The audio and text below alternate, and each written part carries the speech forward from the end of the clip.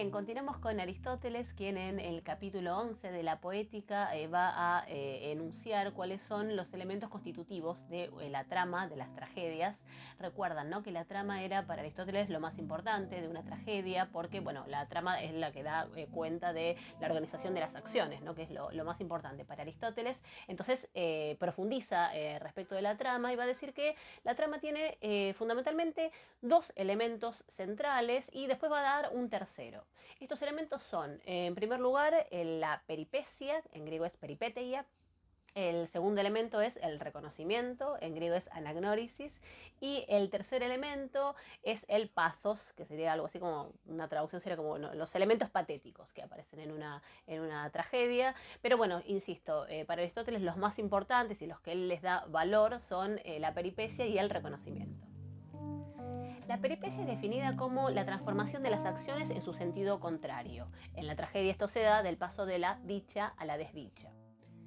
El ejemplo que nos da Aristóteles en la poética de Peripecia es el de Edipo Rey, en el momento en el que el mensajero llega de Corinto para anunciar que ha muerto Pólibo, que es bueno quien Edipo cree que es su padre, y digamos, en principio esta noticia debería traer alegría al personaje porque esto ratificaría que entonces, bueno, sí, Edipo cree que Pólibo es su padre, no se estaría cumpliendo el oráculo que decía que él iba a matar a su padre, pero inmediatamente que se da esta noticia es que se empieza a develar la verdadera identidad de Edipo, que es que él no es hijo de Pólibo, sino de Layo. Entonces la peripecia se da porque, bueno, se pasa, como decíamos, de esa situación de felicidad y dicha a la situación de desgracia.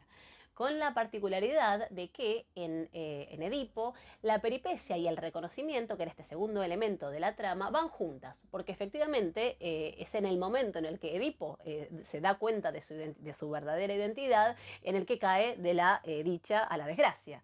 Entonces pasemos ahora al segundo entonces, elemento que decíamos en griego es anagnórisis, que es el reconocimiento, que es básicamente el paso de la ignorancia al conocimiento. Y bueno, Aristóteles enuncia entonces esto que acabo de decirlo yo también, que es que es algo que en Edipo se da de manera conjunta. O sea, en el momento en el que Edipo reconoce su verdadera identidad es que se produce su desgracia, ¿sí?, de pasar de una situación de felicidad a una situación de desgracia a partir de ese reconocimiento. Bien, y los reconocimientos se pueden dar en las tragedias de distintos modos. Hay un primer modo que es el reconocimiento por indicios. En esto podemos dar el ejemplo de cuando Odiseo, recuerdan que él vuelve a Ítaca, pero no da a conocer su verdadera identidad, pero Euriclea, su nodriza, lo reconoce a partir de el indicio de su cicatriz. Entonces, eso es un ejemplo de un reconocimiento por indicios. El segundo elemento es el que Aristóteles describe como el inventado por el poeta, que a él le parece en realidad un mal reconocimiento, un reconocimiento un poco forzado, porque no hay nada más que hacer que un personaje diga, por ejemplo, abiertamente cuál es su identidad. Él pone el ejemplo de que esto lo hace Orestes en Ifigelia en Táuride, o bueno, en el caso justo recién hablábamos de Odiseo, cuando Odiseo le dice al porquerizo que él es Odiseo. El tercer reconocimiento es por recuerdo. También acá, siguiendo con Odiseo, cuando Odiseo en el canto octavo de la Odisea está en el país de los Feacios, en la corte de Alcino, y el Aedo de Módoco canta su historia y él se le pone a llorar. Bueno, ese llanto es lo que lo descubre, ¿no?, el que permite reconocer su identidad, y entonces esto se da entonces por algo que activa el recuerdo. Es entonces otra forma de reconocimiento. Bien, el cuarto tipo de reconocimiento es por silogismo, que el ejemplo que da Aristóteles es el de las coéforas de Esquilo, cuando Electra está ante la tumba de Agamenón y se encuentra con un rizo de Orestes, su hermano, que entonces, bueno, eso es lo que le va a permitir reconocerlo.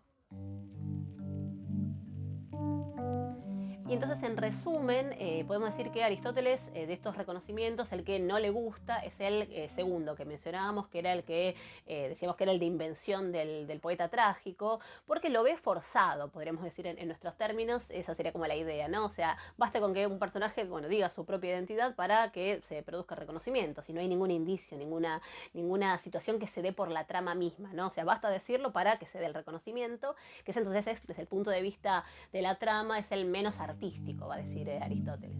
Bien, y en tercer lugar tenemos este elemento patético, este acontecimiento patético, en griego esto se dice pasos, que es una acción que causa destrucción, que causa dolor, puede ser una muerte, algún padecimiento, algún tormento que observemos en la escena, heridas, cosas del estilo. Aunque bueno, tengamos presente que las muertes en general no se dan en escena, sino se evita mostrar las muertes y lo que ocurría era que bueno, la muerte sucedía fuera de escena y viene un mensajero y la cuenta. Después sí puede aparecer el cadáver y bueno, eso generar también situaciones patéticas de dramatismo, o lo mismo que bueno, también se pueden dar heridas o esto que decíamos, ¿no? Situaciones por ahí de tormentos en las tragedias, que bueno, son entonces elementos que contribuyen con el patetismo de la obra.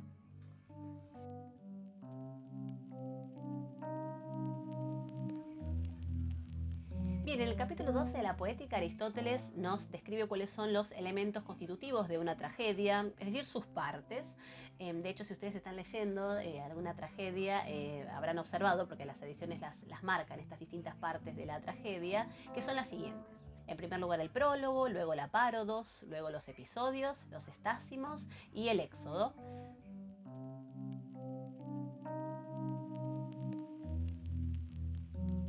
Bien, la primera parte, que se denomina prólogo, en griego prólogos, es el momento previo a la entrada del coro, en donde nos ponemos en situación, o sea, nos enteramos de qué pasó antes de la tragedia, qué está ocurriendo en ese momento, y es algo que lo suele decir o un personaje en un monólogo o se puede dar entre dos personajes. Pero bueno, la idea es como, ¿no? la introducción, nos ponemos en tema, decía.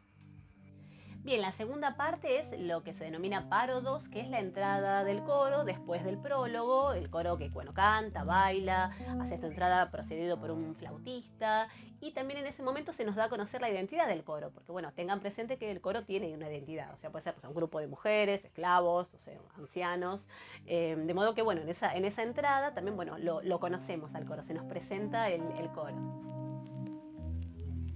Bien, en tercer lugar tenemos los episodios, que son las secciones que se dan entre dos partes corales. En los episodios, que pueden ser 3, 4, o sea, son varios, se dan efectivamente, bueno, las acciones, los diálogos entre los personajes, pueden también dialogar los personajes y el coro, y bueno, son la parte obviamente más importante de la tragedia. Bien, y dentro de los episodios se puede dar lo que se denomina un agón, que es un enfrentamiento entre dos personajes, pero de una elaboración retórica muy sofisticada, ¿no? O sea, los personajes, bueno, uno tiene una posición, otro tiene otra, y bueno, se van dando distintos argumentos, que es, por eso se denomina agón, porque es una competencia, efectivamente, eso es lo que quiere decir agón, entre estos dos personajes. Entonces, estos agones se pueden dar en los episodios. Bien, luego tenemos los estásimos, en griego es stasimon, que son las partes corales que separan los distintos episodios. Los estásimos entonces son partes corales, líricas, en donde bueno, interviene el coro, están estructuradas con una estrofa y luego una antístrofa, y en estas se da pie para bueno, reflexiones de tipo moral, religioso, político. El coro puede comentar también o puede tener comentarios asociados con la acción, pero bueno, también hay ideas más de tipo general que bueno, dan cohesión a la tragedia. Bien, y por último el éxodo, que es la parte final. Obviamente al éxodo no le sigue ningún canto coral.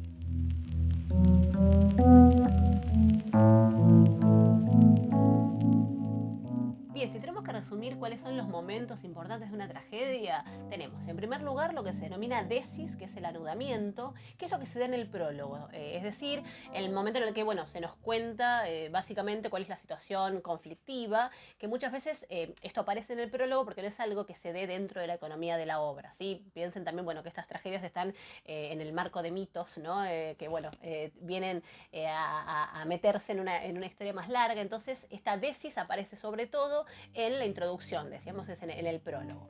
En segundo lugar tenemos la metabolé, que es este cambio de fortuna, de la dicha a la desdicha, en donde, bueno, en la metabolé consta de peripecia y reconocimiento, que ya los habíamos mencionado, con la salvedad de que puede haber tragedias que no lo tengan, ¿sí? Esto es así, o sea, hay tragedias que pueden no tener ni peripecia ni reconocimiento, sino, bueno, ser más bien tragedias, bueno, en las que van sucediéndose hechos, pero no hay ese cambio de fortuna, eso puede ocurrir. Bien, y finalmente lo que se denomina en griego lusis, que es el desenlace. Y acá les comento un tipo de desenlace puntual del que habla Aristóteles, que es lo que se denomina la lusis apomejanés, que es lo que aparece también traducido al latín como el deus ex machina, ¿sí? Ese final en el que aparece una divinidad, literalmente, bueno, viene con una máquina, o sea, en griego el término es mejané, es esa máquina, ¿no? Que encontramos también ahí en el latín. Y esta mejane es un aparato que hace que en el final de la obra trágica viene una divinidad que, bueno, es la que resuelve la situación.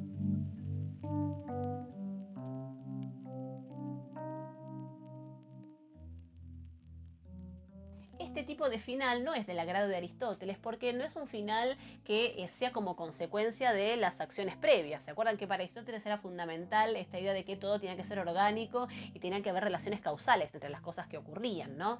Entonces, bueno, pensemos en un final en el que, bueno, viene un dios y salva a un personaje, por ejemplo, ¿sí? O sea, no es algo completamente externo, ¿no? A lo que venía sucediendo. Un ejemplo de esto se da en la Medea de Eurípides, en donde efectivamente, bueno, viene un carro, el carro del sol, que se la lleva, ¿sí? a Medea.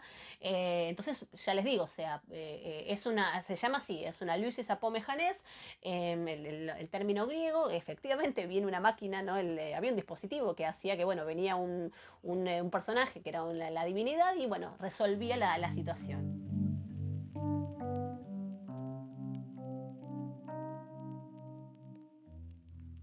Bien, me interesa ahora que hablemos del héroe trágico, que por supuesto también es una categoría que ha sufrido a lo largo de la historia interpretaciones, reinterpretaciones basadas en lo que dice Aristóteles, por fuera de lo que dice Aristóteles.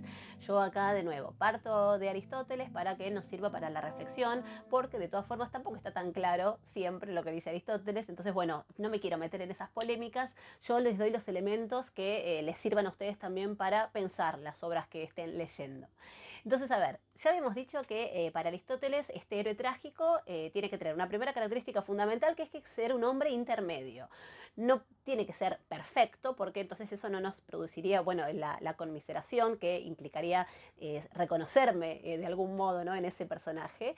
Pero tampoco tiene que ser absolutamente malo, porque si es absolutamente malo tampoco se daría esa identificación y hasta incluso nos podría llevar a algún sentimiento humanitario respecto de ese hombre, porque, a ver, ¿se acuerdan, no? El héroe trágico lo que le pasa es que pasa siempre de una situación de dicha a desdicha. Entonces, incluso se podría caer el riesgo de que, bueno, uno sienta algún tipo de sentimiento humanitario respecto de ese personaje, que no es lo que queremos, porque, a ver, recuerdan, ¿no? Lo que se busca en la tragedia es que se produzca la conmiseración y el temor para producir la catarsis. Entonces, todo esto venía a cuento de que entonces el héroe trágico tiene que ser un hombre intermedio, no perfecto. Y entonces esa particularidad del héroe trágico es la que nos permite entonces, por un lado, bueno, conmiserarnos con su situación, considerarla inmerecida y algo que, en tanto que nos podría pasar a cualquiera, nos causa temor. Y eso, ¿no? Sería lo que va a terminar haciendo que se produzca entonces es la catarsis o la purificación de esos sentimientos, de esas afecciones, de esas pasiones. Bueno, siempre es difícil también traducir los términos griegos. Entonces, bueno, esa era una primera característica que ya la habíamos mencionado, pero la retomamos. Esta idea de cómo tiene que ser ese héroe trágico, que no tiene que ser moralmente superior ni tampoco ser malvadísimo. Y otro elemento, que esto no lo habíamos mencionado antes, asociado con el héroe trágico, es que el héroe trágico comete un error que en griego esta palabra se dice hamartía. Y bueno, está acá la discusión respecto de qué naturaleza es ese error que comete el héroe trágico, porque no es un error moral, y esto, digamos, es lo que se desprende de lo que dice Aristóteles, que esta jamartía no es un error moral, sino un error intelectual. Y acá, digamos, a ver, lo que se debe entender es que lo que le sucede al héroe trágico es que no termina de comprender las circunstancias que lo rodean y eso es lo que lo lleva a cometer su error.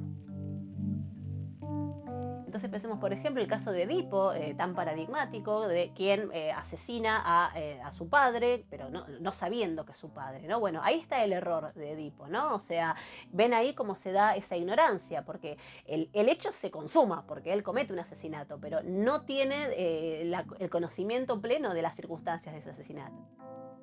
Por supuesto que es mucho más complejo, de hecho tema de debate, bueno, hasta hoy día, de parte de los eruditos, de los especialistas en estos temas. Y de modo, bueno, a ver, yo en todo caso, a lo que los invito es a que, bueno, en la medida que vayan leyendo las distintas obras, vayan tratando de, bueno, reconocer cuáles son esos héroes trágicos y esos errores que cometen, porque no está siempre tan claro. De hecho, por ejemplo, hay otro concepto importante que aparece en la tragedia vinculado con este error trágico, que es el de la hubris. Es decir, muchas veces este error trágico se da por hubris, o sea, desmesura, soberbia es otra posible traducción de este sustantivo de hubris, se opone a lo que en griego es la sofrosune, que es la moderación, la prudencia, ¿sí? Entonces, retomo, la hubris es otro elemento importante para analizar cuando leemos las obras, que es bueno, una acción que es desmedida. Entonces, muchas veces los errores trágicos se dan basados en la hubris, en esta desmesura.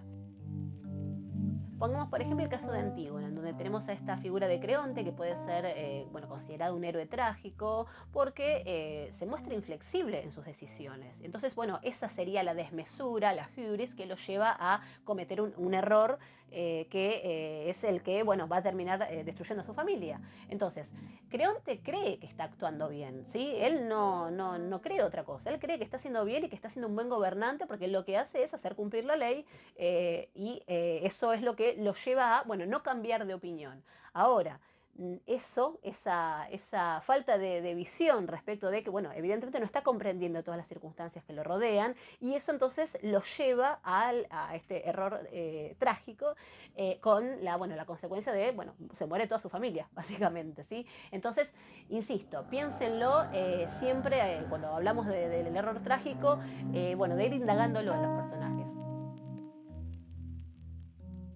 Bien, muchas gracias. Espero que esto les haya servido como un acercamiento a la tragedia y que estos elementos les sirvan para analizar las tragedias que estén leyendo. Como les decía también, el empezar por Aristóteles se funda, por un lado, en el hecho de que es una fuente importantísima, o sea, cualquiera que se dedica a la tragedia griega va a partir de Aristóteles, ya sea después, aunque sea para criticarlo, pero partimos de Aristóteles.